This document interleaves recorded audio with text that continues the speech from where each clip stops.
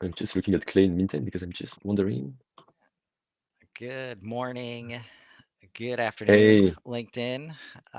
Welcome to Let's Build Outbound with Bastien. How you doing, man? hey, great, great. Happy to be with you, man. And let's dive into the subject I love the most, HubSpot Outbound. How are you, Yes, Chris? I'm doing great. I'm doing great. And we talked about covering some basics today. There's a lot of, there's always been, but now it's even easier to just go out, get lists, like throw them into HubSpot and say, all right, team, like go after them. And, is it a clean database? Are you creating redundancy? All these Yeah, hurdles that we start to create for ourselves as we do that.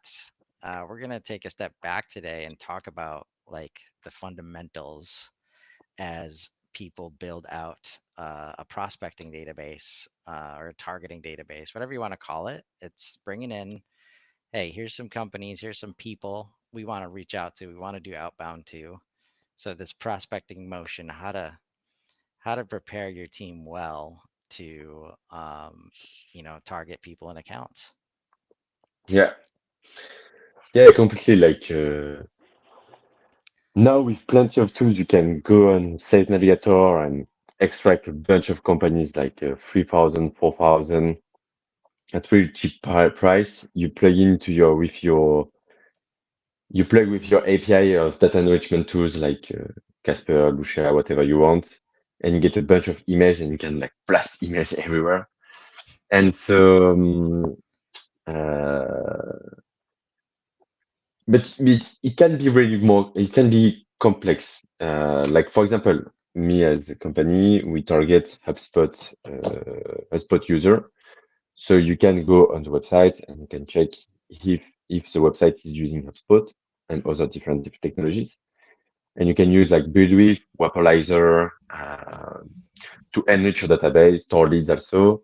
And you can have like kind of your fit score where you get all the technologies with this website and you can qualify the website and start to prospect these kind of guys. But if you go to Sales Navigator, they added the technology feature to filter company with technologies, like maybe 3 or 6 months ago. Don't know if it's Yeah, really accurate. I do have a bunch of people saying I don't use HubSpot, and when I go to their website, they don't have the pixel. So sometimes you really don't know who you right. have to trust for. The best to trust, I guess, for me, it's more like Buildwith and Vaporizer because normally they scrap those websites in the real time, so you can get. And all sales people normally have this plugin of Buildwith or Vaporizer to when they go on the website and check for the technologies. Yeah. So And it can be really messy.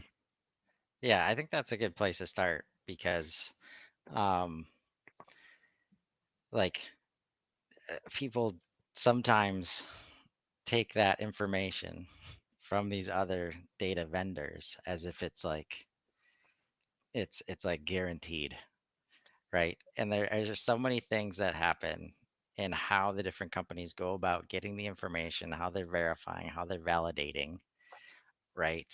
That depends on tool to tool. And I think there was one company at Inbound that talked about how every single piece of information is verified by a human being on their team at some point, which is very interesting to think about. I don't know how you scale that, but uh, definitely could be a differentiator. But as we like, let's start from scratch. Let's say you're a new business and you've probably figured out, hopefully, you've figured out a solution to a problem in the market that people are willing to pay for.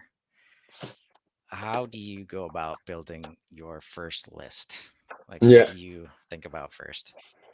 So the first thing I will think about, um, you have to get Sales Navigator, I guess.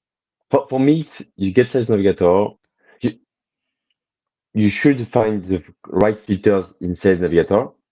So you need to have this kind of filter. Like, I mean, if I'm targeting, like, you don't. if your filters are too strict, it will be hard to get a good list. You have to be kind of wide.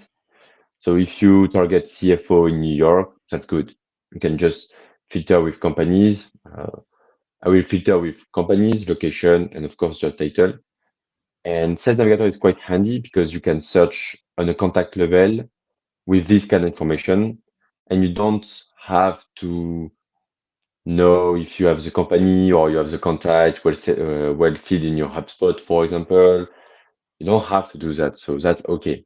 Because if you want to do a search list on do a search list on a company, and after inside this company find decision maker, right now it's super complicated. It's not something you should do. Right. So if you're going to a new So let's talk market, about, sorry, yeah, let's talk about the filters that you mentioned. Like, mm, what are the most important ones, like in your opinion? Because then yes, within each filter, you have options that you need to figure out, like which options you're selecting. If you're just picking all of the like total employees, like options from 0 to like 10,000 plus, yeah, you're not really filtering. So like which ones are you picking? Questions to be yeah. answered. So yeah, let's dive into that. Yeah, so basically, you can see my screen, Chris. Guess so. Yep. Yep. Yeah, basically, I think company headcount is really important. I think if you want, it depends of your type of prospection, but mainly if you want to build a list of 10,000, 4,000, 5,000 people, I assume it will be more cold mailing automation or LinkedIn automation. So I would rather go to 1 to like 200. So you remove the bigger accounts where you can do more like cold calling or something like that, where it's more up market and you don't want to send shitty emails to them, for example. Right. This one company type, you can use it, but for me, I won't use, I won't add any filters that can diminish for no reason your list. Let's explain why. Like for example, let's say I want only, I don't know, privately held company, but maybe the guys I'm targeting said just didn't fill that feed. So if you add this feed, but it's not really mandatory, you will just remove some companies where they didn't really fit correctly their LinkedIn company, and that's a bit stupid. Um, After you have function by function, I don't really use it. I prefer to use current job title, and you can do like for example head of finance, for example. You can do Boolean search like head of sales, and here it will show you all the head of sales or head of finance. But you can do also something really handy is let's say you want head of or manager and do like that and you search for sales.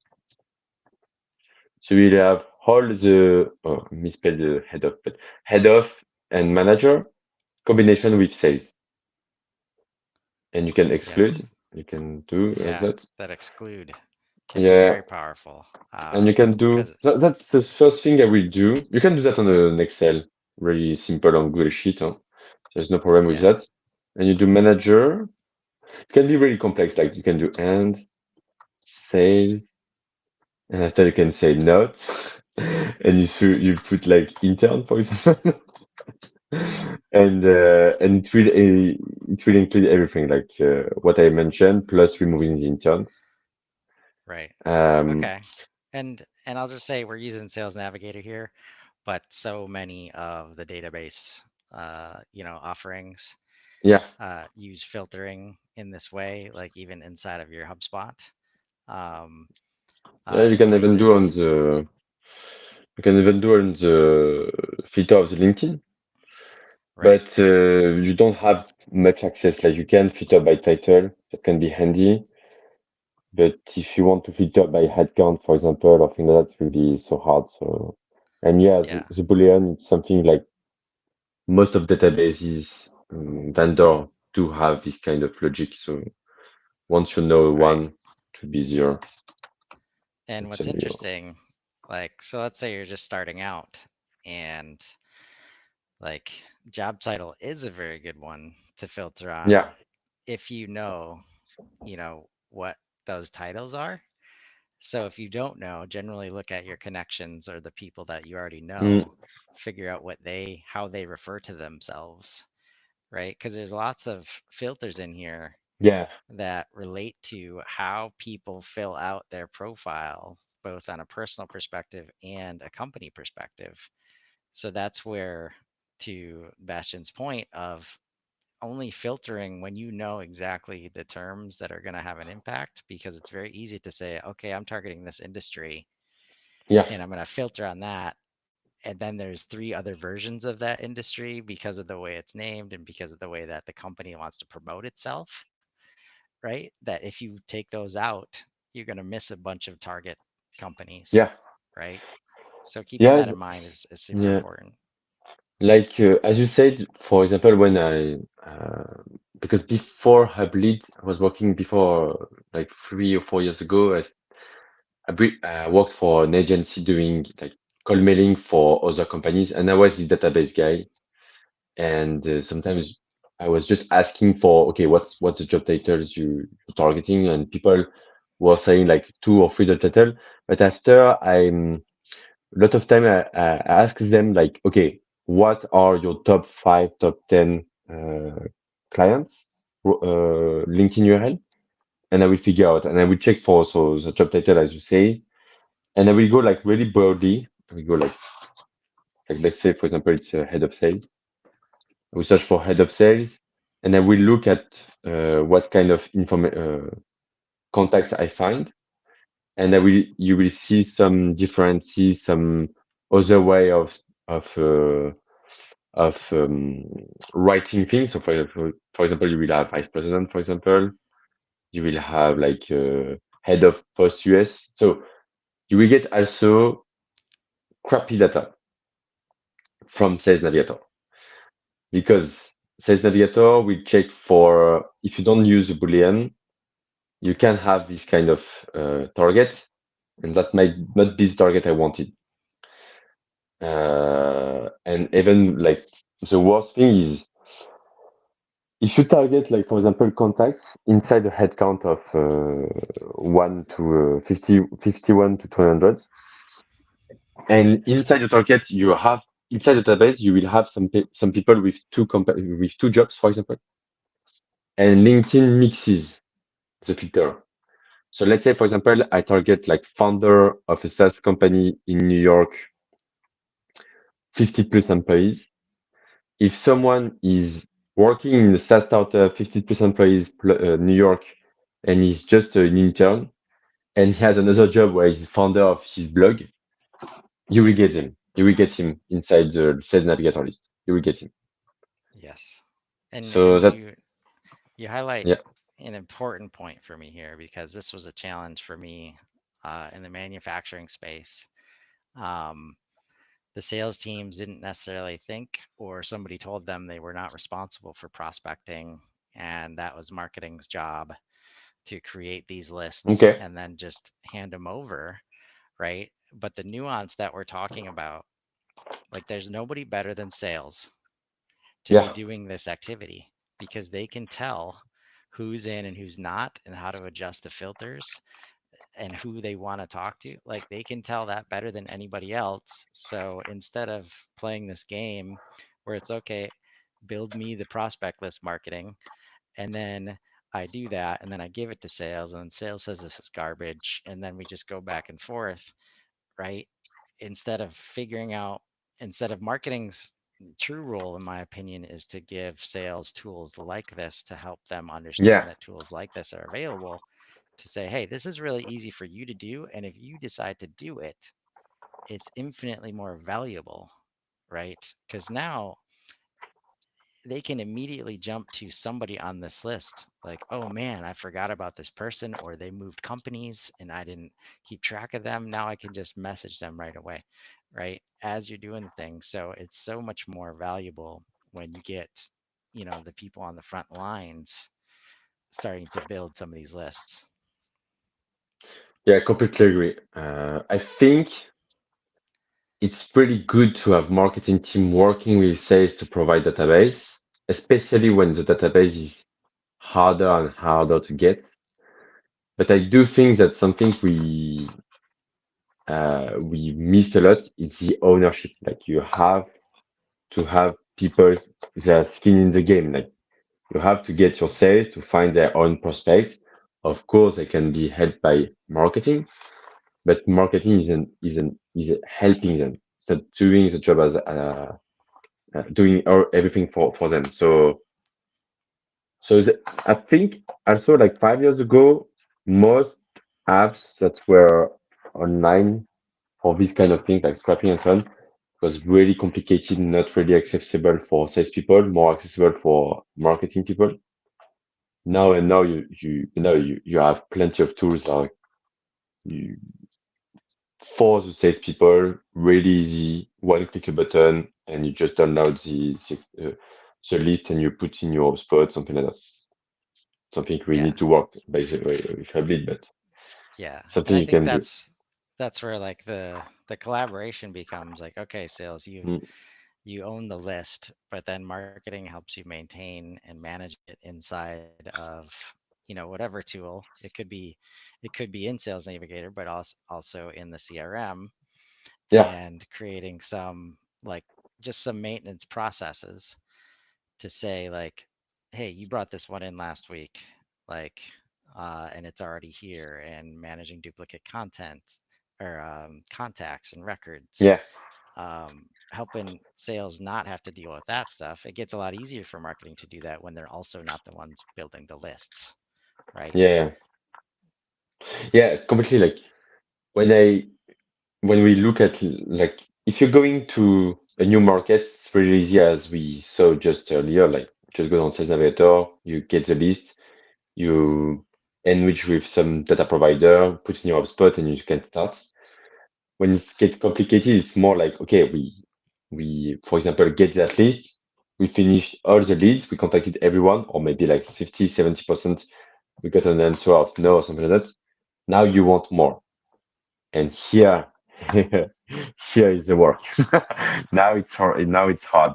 And now like you do have to have the marketing team involved to put something scalable to update your CRM, get new leads and something on automatic, and now don't have salespeople, spending their time on just grabbing some list and yeah, updating the CRM manually. They want to spend time on the phone. So and for this one, it's really funny because everyone is doing that. Some people are documenting, but there is no one solution or one-on-one guide where you can find it and know like, okay, everyone has like 10 tools. So it's harder. It's harder. Like when I tried to do that at scale, it was really hard to understand how we can implement this kind of lead gen machine, I would say. And sometimes I do think it's like a lot of over-engineering. We do over-engineer a lot. And sometimes I do have some clients saying me like, I have 30K contacts in my hotspot. Can you enrich automatically everyone? And I say, I don't think you call 30K contacts per week. I think you're only calling like 500 a week top. And so let's enrich this one. And so, because if you enrich 30K, at the end, you will spend a lot of money, like especially with Clay and something like that, like maybe 1K, 2K, 3K dollars. And in 3 months, you will have to do the same thing. So, Yeah. so So it's what is like, your advice then? Like, how do you get them from the 30K to the 500? yeah. So the first thing is, I think the problem is is part of the from the marketing team. The marketing team has a problem. Um, like leads are a bit like a cocaine, you know? You have 100 leads for the sales, they call everyone, but no response, or people say no. Now they go back to the marketing and say, I want more, I want more, I want more. And the marketing is saying, don't worry, I have more. And he's pushing like 100, 100, 100. And at the end, like the more you push leads, the ICP percentage will be low, ACV will be low, everything will be low, and salespeople won't hit the target. Now you get your problems. So I was this kind of guy, like doing a lot of cocaine and giving to my salespeople, and was so happy. I was like, we have 1 million companies and which daily basis. It worked for a certain for a number of time. Of course, for a period of like 6 9 months, it worked well. We got a lot of leads for the new market. It was wonderful, and I think that's good for a new market. But I didn't prepare for the phase where okay, we how do we be better to contact companies and so on. So the first thing I will say is give companies, but emphasize on be sure that your salespeople are really reaching everyone inside the company, doing their job, understand what they are doing also when they prospect a new company you have, build the trust and the confidence, but don't do only automation and enriching and giving to this kind of company. And the second thing is try to the goal is not how many companies do you reach per month. I mean, that's a good goal. I don't say you don't have to do that, but the end goal is do my salespeople have a healthy pipeline? And you should work on that rather than just giving them a bunch of company on a weekly basis. You have to do both.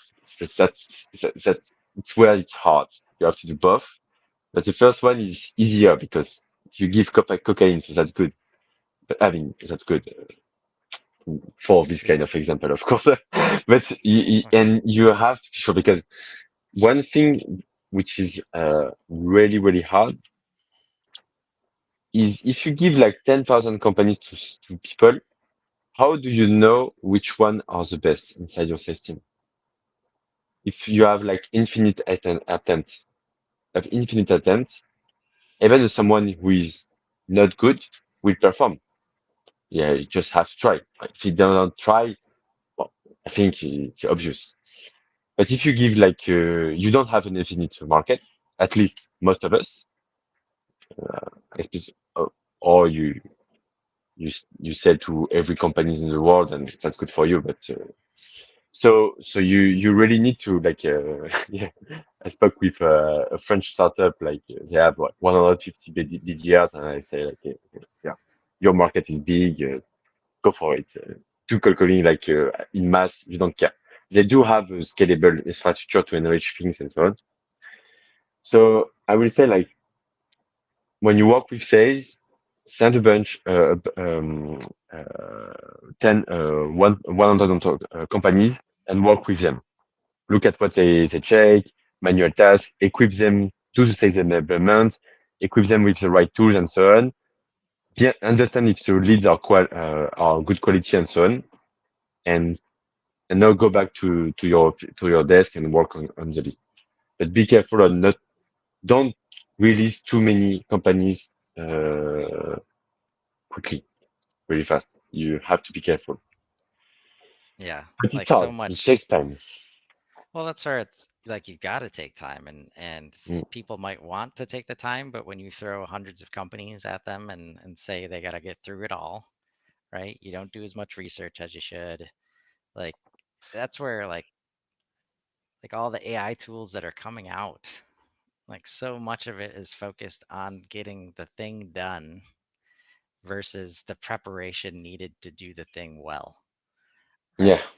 And that's where you got to match the quality with the quantity, like you were saying before. But I would say it's so easy to lean on quantity, right? Like over index on the quality part because everybody's going to lean towards the quantity almost all the time, right? yeah, Especially if they've gotten one or two hits and they want more hits, right? yeah, sure. But then, like, when you have diminishing returns, and it doesn't matter how big we make the list if that percentage is going to keep going down. So let's take a step back and understand, okay, what did we do to win the first two, right? Why was that so good? Are we Yeah, continuing sure. to do that? Understanding the process, especially as you bring more people in and you scale, that's the stuff that gets lost in translation. Yeah, I do agree. And that's where like when you just start, as we speak a bit before, AI can really help you. Like for example, because you have Sales Navigator, you download, but you can go on Clay, do a lookalike with I already did like recently. If you do like I can share my screen too. You go to Clay, for example, and you have a bunch of companies doing that too. You can do create a table here, and you search for find companies lookalike with Ocean, and you can just like write what kind of companies you're searching, domain to exclude. Normally, you give some technologies. Normally, you can also explain like give some example of companies you're working with, and that's really handy. Maybe for also companies like when you're targeting people that are not on LinkedIn. I didn't try, but maybe it can be interesting. But sometimes it's a bit hard to know because you don't have any power on that. If you ask for companies and like in 1 week, 2 week, 3 week, how many companies they will have? Did they really scan everyone? It's kind of hard. So I don't try at scale, and I think it's worth to try at scale. But what is really handy when you have some scrapper on Sales Navigator and so on is that you just have your list. Every week you get new companies, you re-update the old one, and you can really understand. And I think that's the job of a marketer also, especially for outbound, is to size your market, and you have the chance to have everything inside the database, and you can really like see the trend on your market and so on. So that's why I think AI is really awesome for non-technical marketers slash small teams. But when you want to do really, you want to grow, like when you have a team of maybe 10 plus BDRs, it's better to have something with Scrapper, with the old scrapping and so on, because you will own the data. But you can still use AI, of course. But Yeah, I'm still afraid when you don't have much power on the input, I will say, or the process. I'm still thinking like, okay, that's good, but if one day like AI give me no companies, what do I do? Is he right. right? May, maybe there are no more companies, but if Right. there are more companies, how do I know? So it's a Yeah. bit Well, harder. unfortunately, most people need to get to that point before they do Yeah, what we're suggesting. yeah, And that's like get help from it to understand the data that you already have, right? Like what insights are you missing? And that's where, from a marketer's perspective, you can use a lot of these tools to actually look at the current data set, and you can start to see trends like, okay, for some reason we've gotten off track on our ICP. We're starting to reach out to this group of people, which can happen when you start doing lookalike activity. Like what came to mind as you were describing that is I remember these moments when we're using these internet radio sources like Spotify or Pandora back in the mm, day, and you're like listening to all these songs that sound the same, and then it's like it gives you a slightly different one, and then all of a sudden you're listening to a completely different genre of music yeah, because it found yeah, the one lookalike variable, and it's like, okay, I'm gonna keep playing that stuff. That happens in databases all the time. Like you start to misunderstand. yeah, Okay, we won these three deals, but instead of it being like gospel in terms of, okay, yeah, we should start targeting the hell out of those roles. Like make sure it wasn't an anomaly or a special time of the season or all these different variables that come into play that can kind of misdirect you yeah, uh, all the time. That's where understanding the data you have constantly. Like if you don't have awareness of the data you have, new data is not going to do you any good. Like it just won't. yeah. It's kind of short-term goal, like short-term effects. On the short term, for 1 month, of course, it will work, but for two, three, four, five, it will be harder. You will get back to that, redo the operation. So you will do like, okay, I'm going to Sales Navigator, redo my features, re-exporting, deduplicating with HubSpot, finding who are the targets. Okay, this one I already contacted. What should I do right now? So you're doing everything from the beginning. And I don't say you don't have to, but it's better to do that like every quarter, once a quarter, not once a month or once a week, because at the end you will do only data management and not spending your time selling. Yeah. Because how many So yeah, times do we go like, when the person says, "Okay, I'm done with this 500, right? I need more." And then you go and you look at the contact record and like one email was sent. And it's yeah, like, okay, like maybe we could try to like connect with them in different ways. There are so many reasons to not make contact with somebody. They might be the most interested prospect in the world, but you sent the email at a time where their inbox was yeah, exploding. Like you called them on a day where they had another appointment, and then they immediately forgot about the voicemail that they listened to, right? There's so many reasons for people to miss the signals that like make sure, like I'd say for any marketer, which it's not always easy to be in this position, but at least for the sales managers, when somebody says, "I'm done with this list," right? yeah, Take the time to like think about what that means and confirm.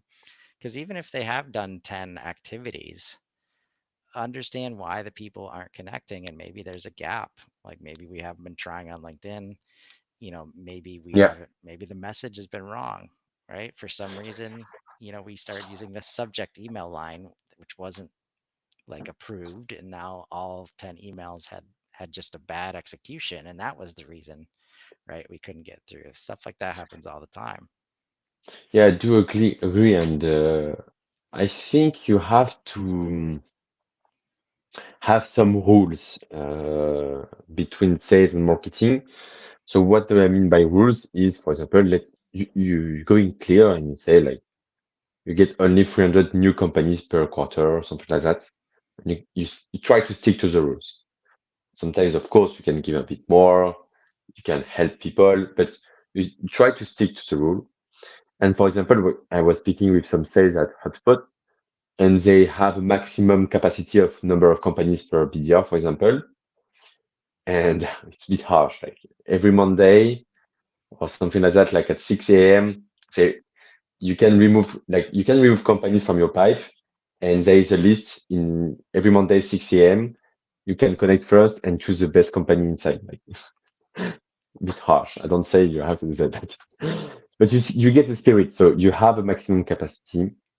You work on the lead. You work. You're building your pipe. So at the beginning, you will do a lot of cold calling, a lot of cold emails, and so on, and you will get some good.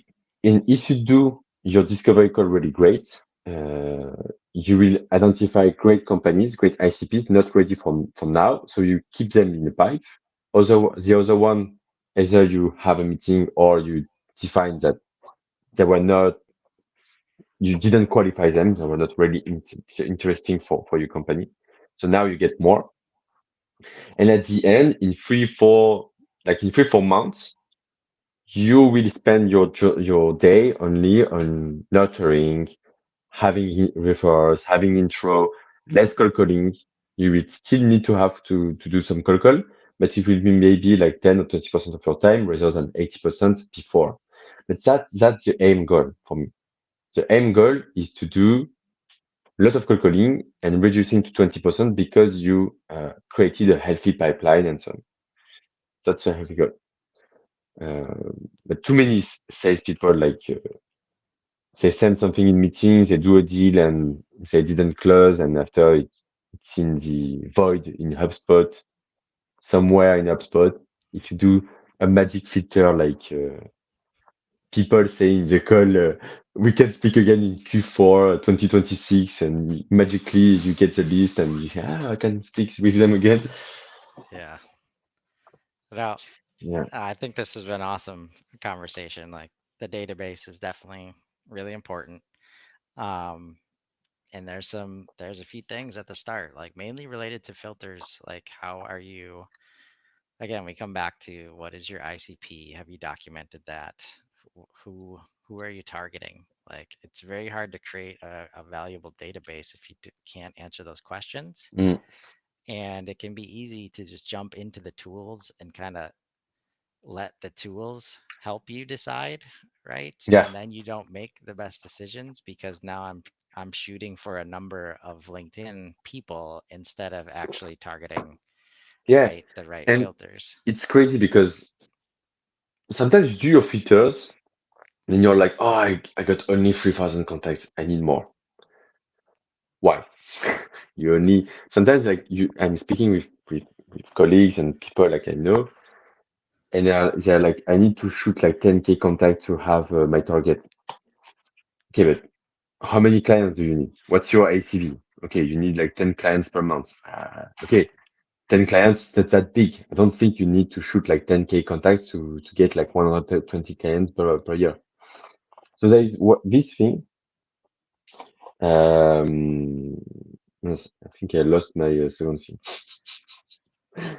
I think uh, confirming as you go and not letting the tools yeah. just like Um, decide what to do to get the big numbers, because that's where you start to be like, okay, we were going to really focus on operations, yeah. but I'm And not getting enough of those. So maybe we could talk to the salespeople too, right? Like, no, no, yeah. don't do that. And the other thing I remembered like is, for example, I have, one of my friend is having trouble with his spam score for his domain to send cold mailing and so on. But he's shooting a lot of companies. But if in the first place, instead of having like 15K companies to shoot, you will just have a bit stricter, like some better leads, like 2, 3, 4,000. You just start with this one, is shooting. Maybe it will be more relevant, so maybe less in spam, less mail sent per day or something like that, and you get less problems. So the more you have database, the more you have contacts, more problem you will have. Like it's very simple. So more data, more problems. So I think sometimes it's better to assume the fact that you won't have the perfect database at the beginning, and perfect database don't exist, but you won't have the perfect database right now. You just need the top one inside your fit score or something like that. Take them, put them in your HubSpot, do your enrichment, do your process and something, make something scalable, and after you just have to put to add input. But when you're doing the scalable machine, you can, if you do it on 1,000 companies, 100K will be the same. So I expect you have to pay more, but I mean, like you should have to do the same. So my advice is really like go on your 1K company's top target, start with them, do the non-scalable things to get this kind of clients, do also the enrichment process and so on. And after, when you will have more, you will need more. You just have to get a scrap from LinkedIn, and you upload in your HubSpot, and that's all. Yes, And well said. everything in HubSpot, everything. Yes, start small, prove the Yeah, process, build from there. It's kind of common sense when you think about it, but yeah, let's create a little structure for our teams. When you look at those lists, when you think about, who you're targeting next, how you can help out your sales team, get in touch with the right people, yeah. find those opportunities, and let's grow. Have a great day, everybody. Have a great day.